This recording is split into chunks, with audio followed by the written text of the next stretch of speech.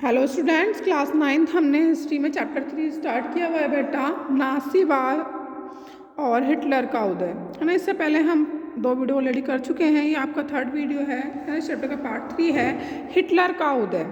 तो इसमें इसके बारे में हम पढ़ेंगे। अर्थव्यवस्था, राजनीति और समाज में गहराते जा रहे इस संकट ने हिटलर के सत्ता में पहुंचने का रास्ता साफ कर दिया। भाई वहाँ की सिचुएशन कैसी थी कि वहाँ की जो अर्थव्यवस्था थी, राजनीतिक और समाज में क्या हो रहे थे भाई, जो वहाँ पे एक गहराते जा रहे संकट थे, है ना। हिटलर का मतलब सत्ता में जाने का क्या कर दिया था, रास्ता साफ कर दिया था। 1889 में ऑस्ट्रिया में जन्मे हिटलर की युवावस्था बेहद गरीबी में गुजरी। जो हिटलर थे उनका जन्म कहाँ हुआ था, ऑस्ट्रिया में हुआ था और 1889 में हुआ था। और उनका जो युवावस्था का टाइम पीरियड था वो कैसा गुजरा था, बहुत ही गरीबी में गुजरा था। रोजी रोटी का कोई जरिया न होने के कारण पहले विश्व युद्ध की शुरुआत में उसने भी अपना नाम फौजी भर्ती में लिखवा दिया था। जब फर्स्ट वर्ल्ड वार हुआ था स्टार्ट, तो उसने क्या किया था कि वहाँ पे ना फौज में, है ना, जहाँ पे मतलब फौज में लोगों को भर्ती किया था, वहाँ पर उसने अपना नाम लिखवा दिया था। भर्ती के बाद उसने अग्रिम मोर्चों पर संदेशवाहक का काम किया। भाई जब उसका वहाँ पर नाम लिखा गया तो वहाँ पर उसने किस रूप में कार्य किया, है ना।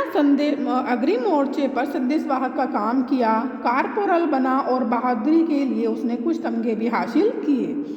भाई ना, बहादुरी से क्या मिले, कुछ तमगे मतलब मेडल वगैरह भी मिले। जर्मनी सेना की पराजय ने तो उसे हिला दिया था, लेकिन वर्साई की संधि ने तो उसे आग बुबूला ही कर दिया। भाई जब उन्हें पता चला कि भाई जर्मनी क्या होगी, भाई हार गई है युद्ध में, है, तो उससे उन लोगों को बहुत गुस्सा आया, है, दुखी हुए। लेकिन जब उन्हें पता चला कि भाई वर्साई की संधि के बारे में उन्हें पता चला, तो वो क्या हो गए, आग बुबूला हो गए। 1919 में उसने जर्मन वर्कर्स पार्टी नामक एक छोटे से समूह की सदस्य ले ली। 1919 में किसकी सदस्यता ली, एक पार्टी थी जिसका नाम था जर्मन वर्कर्स पार्टी नामक, है ना, एक छोटे से समूह की सदस्य ले ली। धीरे धीरे उसने इस संगठन पर क्या कर लिया, अपना नियंत्रण कायम कर लिया। पहले उस संगठन का वो एक मेंबर बन गया, धीरे धीरे उसने उस संगठन पर क्या कर लिया, अपना कंट्रोल कर लिया और उसे नेशनल सोशलिस्ट पार्टी का नाम दिया गया। जो जर्मन वर्कर्स पार्टी थी, है ना, इसका नाम बदलकर क्या रखा गया, नेशनल सोशलिस्ट पार्टी नाम रखा गया। इसी पार्टी को बाद में नाजी पार्टी के नाम से भी जाना गया। पहले जर्मन वर्कर्स पार्टी थी, फिर नाम बदलकर नेशनल सोशलिस्ट पार्टी हुआ, फिर बाद में इस पार्टी का नाम नाजी पार्टी, है ना, रखा गया। 1923 में ही हिटलर ने बवेरिया पर कब्जा करके बर्लिन पर चढ़ाई करने और सत्ता पर कब्जा करने की योजना बनाई। 1923 में हिटलर ने कौन सी भाई योजना बनाई कि भाई अपना बवेरिया के क्षेत्र है ना, बवेरिया पर कब्जा करने और बर्लिन पर चढ़ाई करने और सत्ता पर कब्जा करने की योजना बनाई। इन दुस्साहसिक योजनाओं में वह क्या हो गया, असफल हो गया। उसे गिरफ्तार कर लिया गया, उस पर क्या इल्जाम लगाया, देशद्रोह का मुकदमा भी चला, लेकिन कुछ समय बाद उसे छोड़ दिया गया। नाज़ी राजनीतिक खेमे 1930 के दशक के शुरुआती सालों तक वह जनता को बड़े पैमाने पर अपनी तरफ आकर्षित नहीं कर पाया। भाई जब उन्होंने उस पार्टी का नाम क्या रख दिया, नाज़ी खेमे रख दिया था, है ना। जब 1930 की शुरुआत थी तो वो क्या करता, लोगों पर उसने अपनी तरफ आकर्षित करने की कोशिश करी, लेकिन वह करने में सफल नहीं हो पाया। लेकिन महामंदी के दौरान नासीवाद ने एक जन आंदोलन का रूप ग्रहण कर लिया। जब मंदी का टाइम पीरियड स्टार्ट हुआ तो नासीवाद ने क्या कर लिया, एक जन आंदोलन का रूप ग्रहण कर लिया। जैसा कि हम पहले देख चुके हैं कि 1929 के बाद बैंक क्या हो गए थे, दिवालिया हो गए थे। अगर पूछा जाए कि भाई बैंक दिवालिया कब हो गए थे, 1929 के बाद हो गए थे। काम धंधे बंद होते जा रहे थे, मजदूर बेरोजगार हो रहे थे और मध्यम वर्ग को लाचारी और भुखमरी का डर सता रहा था। भाई 1929 में क्या हो गया, बैंक दिवालिया हो गए, धीरे धीरे काम धंधे क्या हो गए, बंद होते चले गए। जब काम ही बंद नहीं रहेगा तो क्या होगा, लोग भाग बेरोजगार होते चलेंगे। जो मध्यम वर्ग को क्या लगने लगा था कि भाई वो हेल्पलेस, लाचार हो गया और भुखमरी का डर उन्हें सताने लगा। नाची प्रोपेगेंडा में लोगों को एक बेहतर भविष्य की उम्मीद दिखाई देती थी। भाई जो नाजी प्रोपेगेंडा क्या करते थे कि प्रोपेगेंडा का मतलब क्या होता है कि जनमत को प्रभावित करने के लिए किया जाने वाला एक खास तरह का प्रचार। यानी कि भाई लोगों को प्रभावित करने के लिए वो इस तरह का प्रचार कर रहे हैं कि जिससे लोग क्या हो सकें, उनसे प्रभावित हो सकें, है, लोगों को एक बेहतर भविष्य की उम्मीद दिखाई देती थी। 1929 में नाज़ी पार्टी को जर्मन संसद राइक्सटाग के लिए हुए, है ना, तो वो ये के लिए हुए चुनावों में 2.6% वोट मिले। कि भाई जो नाज़ी पार्टी थी, जो जर्मन की संसद, उसका नाम क्या था, राइक्सटाग था। कि भाई नाज़ी पार्टी को जो जर्मन संसद है वहाँ पर जब वो चुनाव हुए तो उसे मात्र कितने % वोट मिली, 2.6% वोट मिली। 1932 तक आते आते यह देश की सबसे बड़ी पार्टी बन चुकी थी। यह देश की सबसे बड़ी पार्टी कब बनी थी, 1932 तक आते आते, और उसे 37% वोट मिले। हिटलर ज़बरदस्त क्या थे, वक्ता मतलब वो बहुत अच्छा बोल लेते थे। उसका जोश और उसके शब्द लोगों को हिलाकर रख देते थे। जब भी वो भाषण देते थे, उनमें भाषण देते समय इतना जोश होता था कि उनके शब्दों को सुनकर लोग उनसे प्रभावित हो जाते थे। वह अपने भाषणों में एक शक्तिशाली राष्ट्र की स्थापना, वर्साई संधि में हुई नाइंसाफ़ी के प्रतिरोध और जर्मन समाज को खोई हुई प्रतिष्ठा वापस दिलाने का आश्वासन देते थे। भाई वो अपने भाषण में क्या कहते थे कि भाई हमारा जो राष्ट्र है, हम इसे शक्तिशाली राष्ट्र बनाना चाहते हैं। जो वर्साई की संधि हुई है, संधि में हमारा जो नाइंसाफ़ी की गई है ना, कि भाई हम क्या करेंगे, नाइंसाफ़ी के प्रतिरोध और जर्मन समाज को जो खोई हुई उसकी प्रतिष्ठा वो वापस दिलाने के लिए हमेशा क्या करते थे, आश्वासन, उम्मीद दिखाते थे। उसका वादा था कि वह बेरोजगारों को रोजगार और नौजवानों को एक सुरक्षित भविष्य देगा। वो लोगों से क्या प्रॉमिस करते थे कि जिनके पास रोजगार नहीं है ना, जिनके पास रोजगार नहीं है उनको वो रोजगार दिलाएंगे, जो नौजवान हैं उनका भविष्य को सुरक्षा प्रदान करेंगे। उसने आश्वासन दिया कि वह देश को विदेशी प्रभाव से मुक्त कराएंगे, तमाम विदेशी साजिशों का मुंह तोड़ जवाब देंगे। जो भी यहाँ पे साजिशें वगैरह हो रही हैं उनका वो क्या करेंगे, जवाब देंगे। यहाँ जो ऊपर चित्र दिखाया गया है, इसमें क्या दिखाया गया है, न्यूरेमबर्ग रैली 1936 में जो न्यूरेमबर्ग में रैली निकल गई उसका ये चित्र दिखाया गया है कि इस तरह की रैलियां हर साल आयोजित की जाती थी। नाज़ी सत्ता का प्रदर्शन इन रैलियों का एक महत्वपूर्ण आयाम होता था। विभिन्न संगठन हिटलर के सामने से परेड करते हुए निकलते थे, उसके प्रति निष्ठा की शपथ लेते थे और उसके भाषण सुनते थे। भाई लोग रैली निकालते थे, उस है ना, किसी भी संगठन के लोग उनके सामने से निकलते थे और क्या करते थे कि भाई उनके प्रति उनकी जो निष्ठा थी वो दिखाते थे और उसके सामने शपथ लेते थे, उसके भाषण को बड़े ध्यान से सुनते थे। फिर साइड में दिखाया गया है, चित्र 9 दिया है कि हिटलर द्वारा SA और SS कतारों के सामने भाषण यहाँ लंबी और सीधी कतारों से देखिए। इस तरह के चित्र के माध्यम से नाज़ी सत्ता की भव्यता और ताकत को दर्शाने की कोशिश की गई है। भाई जो ये पिक्चर दिखाई गई इसमें क्या दिखाया गया है कि भाई नाज़ी सत्ता की ताकत के बारे में दिखाया चाह रहे हैं। हिटलर ने राजनीति की एक नई शैली रची। भाई हिटलर ने किस तरह की शैली रची, एक नई राजनीति की शैली रची। वह लोगों को गोलबंद करने के लिए आडंबर और प्रदर्शन की अहमियत समझता था। कि वह लोगों को क्या करता था, गोलबंद करने के लिए क्या करता था, आडंबर और प्रदर्शन की अहमियत समझता था। हिटलर के प्रति भारी समर्थन दर्शाने और लोगों के में परस्पर एकता का भाव पैदा करने के लिए नाज़ियों ने बड़ी बड़ी रैलियों और जनसभाएं आयोजित की। भाई वो क्या दिखाना चाहते थे कि भाई वो हिटलर में कितना उनका विश्वास है ना, अपनी एकता दिखाने के लिए नाज़ियों के द्वारा बड़ी बड़ी रैलियों और बड़ी बड़ी जनसभाएं मतलब मीटिंग वगैरह की जाती थी। स्वस्तिक छपे लाल झंडे, नाज़ी सैल्यूट और भाषणों के बाद खास अंदाज में तालियों की गड़गड़ाहट, ये सारी चीज़ें शक्ति प्रदर्शन का हिस्सा थी। भाई वो कहते हैं कि वहाँ पे एक झंडे या स्वस्तिक का चिन्ह होता था लाल रंग के झंडे पर, नाज़ी सैल्यूट और भाषणों में के बाद वहाँ पे खास अंदाज में तालियां की गड़गड़ाहट से क्या दिखता था कि ये सारी चीज़ें शक्ति प्रदर्शन का हिस्सा लगती थी। नाज़ियों ने अपने धुआंधार प्रचार के जरिए हिटलर को एक मसीहा, एक रक्षक, एक ऐसे व्यक्ति के रूप में पेश किया जिसने मानव जनता को तबाही से उबारने के लिए ही अवतार लिया है। जो नाज़ी ग्रुप के लोग थे वो हिटलर को किस तरह से मतलब शो कर रहे थे कि भाई वह ना उन लोगों के लिए एक मसीहा के रूप में आया है, उनकी रक्षा करने के लिए आया है, वह जनता को तबाही से बचाने के लिए है ना आया है। उसी के अवतार के रूप में वो लोगों को दिखाते थे। एक ऐसे समाज को यह छवि बेहद आकर्षक दिखाई देती थी जिसकी प्रतिष्ठा और गर्व का एहसास चकनाचूर हो चुका था। भाई आपको पता है कि भाई वहाँ पे जो एक समाज था उस समय वो समाज बिल्कुल क्या होता कि कंडीशंस की बहुत ख़राब हो गई थी, गिरते जाते। उससे क्या लगा था कि यह एक ऐसा चकनाचूर मतलब प्रतिष्ठा और गर्व का ऐसा चकनाचूर हो चुका था और जो एक भीषण आर्थिक और राजनीतिक संकट से गुजर रहा था। भाई उस समय उन लोगों की कंडीशन कैसी थी, आर्थिक और राजनीतिक दोनों है ना प्रॉब्लम बहुत ज़्यादा फेस कर रहे थे। तो उन्हें एक है ना उम्मीद की किरण दिखाई गई। उसने उस चीज़ को उन लोगों को क्या किया, बहुत आकर्षित किया। लोकतंत्र का ध्वंस, भाई लोकतंत्र किस तरह से खत्म हुआ। 30 जनवरी 1933 को राष्ट्रपति हिंडनबर्ग ने हिटलर को चांसलर का पदभार संभालने का न्योता दिया। जो हिंडनबर्ग थे राष्ट्रपति थे, उन्होंने हिटलर को चांसलर का पद संभालने का न्योता दिया। यह मंत्रिमंडल में सबसे शक्तिशाली पद था। तब तक नासी पार्टी रूढ़िवादियों को भी अपने देशों से जोड़ चुकी थी। भाई जो नासी पार्टी थी, जो रूढ़िवादी थे, उन लोगों को भी अपने ना उद्देश्यों से जोड़ चुकी थी। सत्ता हासिल करने के बाद हिटलर ने लोकतांत्रिक शासन की संरचना और संस्था को भंग करना शुरू कर दिया। जब हिटलर को क्या मिल गई, पावर मिल गई, सत्ता मिल गई है ना, जब उसे लोकतांत्रिक शासन की संरचना और जब उसको सत्ता मिल गई तो उसने क्या किया, लोकतांत्रिक शासन की संरचना और संस्थाओं को उसने क्या कर दिया, भंग करना शुरू कर दिया।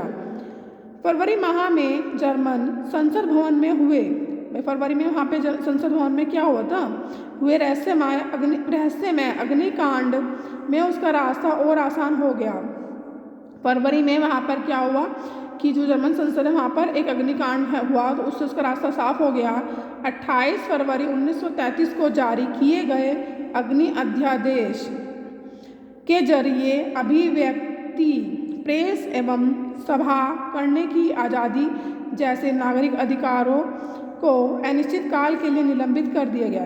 भाई उसने 28 फरवरी 1933 को क्या चीज़ करी कि उसने क्या एक प्रेस में क्या करी कि भाई जरिए जो प्रेस है, सभा है, भाई लोग क्या करते हैं, प्रेस मीटिंग वगैरह करते हैं या सभा वगैरह बुला के ना आपस में मीटिंग वगैरह करते हैं। उनकी जो नागरिकता के पास जो अधिकार था उसे अनिश्चित काल के लिए उन्हें क्या करते हैं, कैंसिल कर दिया कि अब आप अपनी मीटिंग बुला है ना आपस में इकट्ठा होकर मीटिंग वगैरह नहीं कर सकते हैं।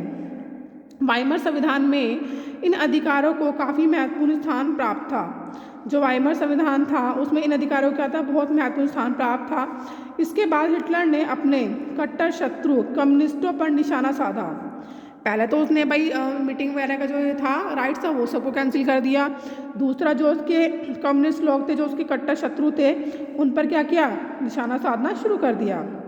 ज़्यादातर कम्युनिस्टों को रातों रात कंसंट्रेशन कैंपों में बंद कर दिया गया है ना, और कम्युनिस्टों का बराबर दमन किया कि जो उसके विरोधी थे उन लोगों का उसने क्या कर दिया था, दमन करना स्टार्ट कर दिया था। लगभग 5 लाख की आबादी वाले ड्यूसलडॉर्फ शहर में गिरफ्तार किए गए लोगों की बची कुची 6,808 फाइलों में से 1,446 कम्युनिस्टों की थी। कि वहाँ पर वो बता रहे हैं कि भाई उसने 5 लाख की आबादी वाले जो एक सिटी था ड्यूसलडॉर्फ था है ना, वहाँ पे उसने क्या किया कि वहाँ पे कितने थे 6,800 फाइलों में से 1,440 जो सिर्फ कितने थे कम्युनिस्टों की फाइल थी। नासियों ने सिर्फ कम्युनिस्टों का ही सफाया नहीं किया, उन्होंने ओनली कम्युनिस्टों का सफाया ही नहीं किया बल्कि नासी शासन ने कुल 52 किस्म के लोगों को अपने दमन का शिकार बनाया। उन्होंने कम्युनिस्ट लोगों का साथ साथ जो 52 किस्म के और लोग थे है ना, उनको भी दमन किया। 3 मार्च 1933 को प्रसिद्ध विशेषाधिकार अधिनियम इनेबलिंग एक्ट पारित किया गया। इस कानून के जरिए जर्मनी में बाकायदा तानाशाही स्थापित कर दी गई। 3 जनवरी को उन्होंने एक प्रसिद्ध विशेषाधिकार अधिनियम पारित किया है ना, इसे इनेबलिंग एक्ट के नाम से जाना जाता है। और उसके जरिए उन्होंने क्या किया, तानाशाही स्थापित कर दी।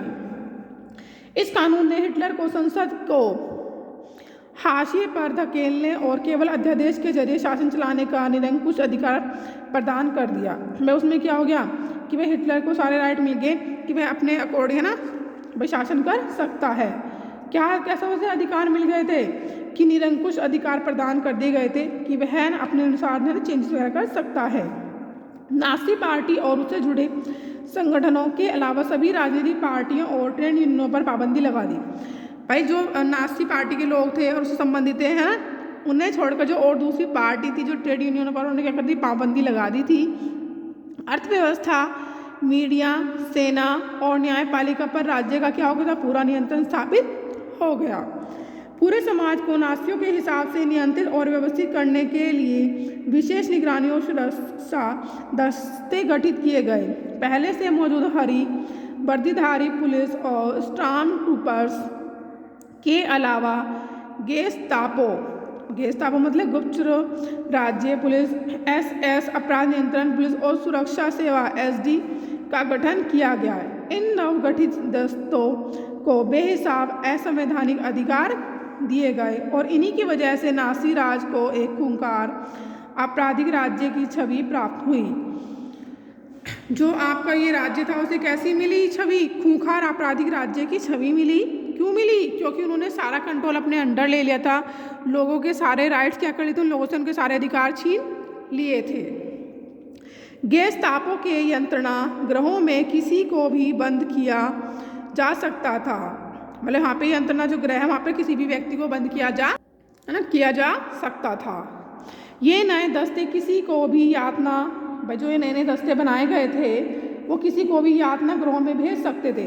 उन्होंने जो ग्रुपिंग वगैरह बनाए थे वो किसी को भी कहाँ भेज सकते थे कि जहाँ पर उन्हें वही पनिशमेंट वगैरह थे वहाँ पर भेज सकते थे।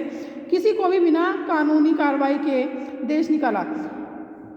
सारा कंट्रोल किसके हाथों चला गया था? मिलिट्री के हाथों चला गया था कि किसी भी व्यक्ति पे कानूनी कार्रवाई के बिना उसे देश से निकाल दिया जा सकता था या गिरफ्तार किया जा सकता था। दंड की आशंका से मुक्त पुलिस बलों ने निरंकुश और निरपेक्ष शासन का अधिकार प्राप्त कर लिया था। वहाँ की जो पुलिस थी उन्हें कैसे मतलब क्या अधिकार मिल गए थे? निरंकुश और निरपेक्ष शासन का अधिकार प्राप्त हो गया था। पुनर्निर्माण, दोबारा से क्या निर्माण हुआ?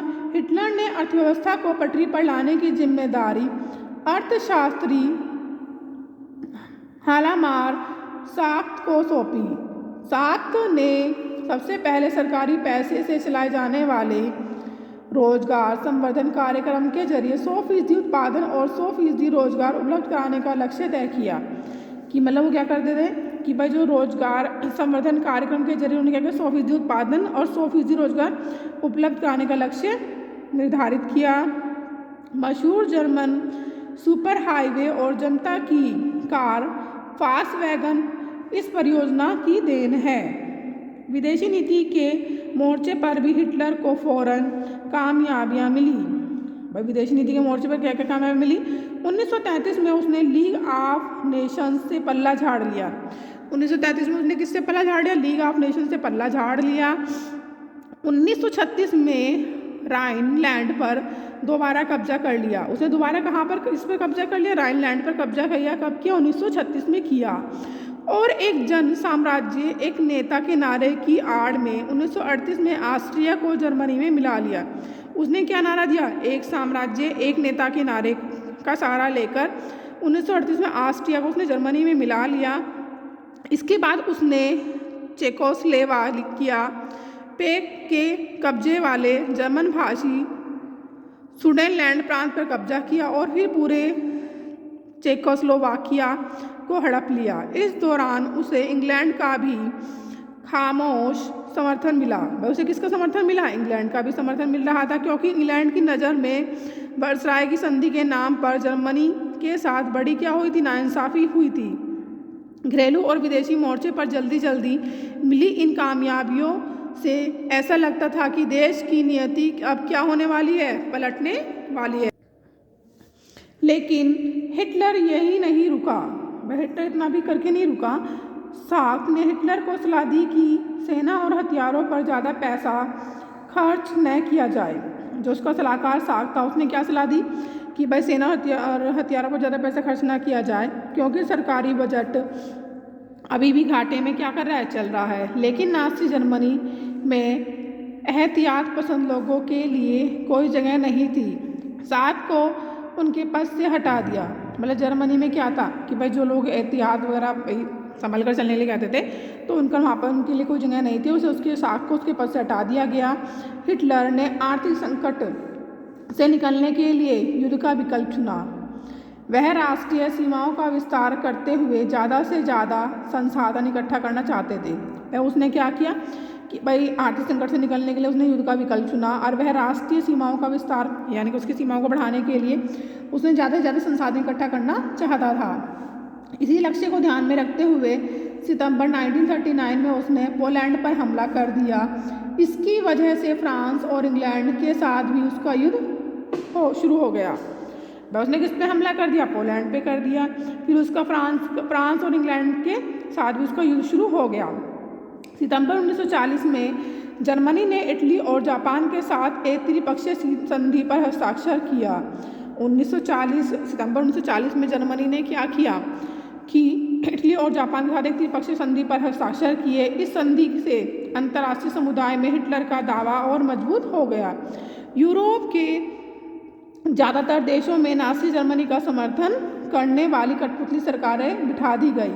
भाई उन्होंने यूरोप में क्या किया? ज़्यादातर देशों में नाज़ी समर्थन करने वाली सरकारें बिठा दी गई। 1940 के अंत में हिटलर अपनी ताकत के शिखर पर था। 1940 के अंत तक हिटलर कहाँ था? अपनी ताकत के शिखर तक था।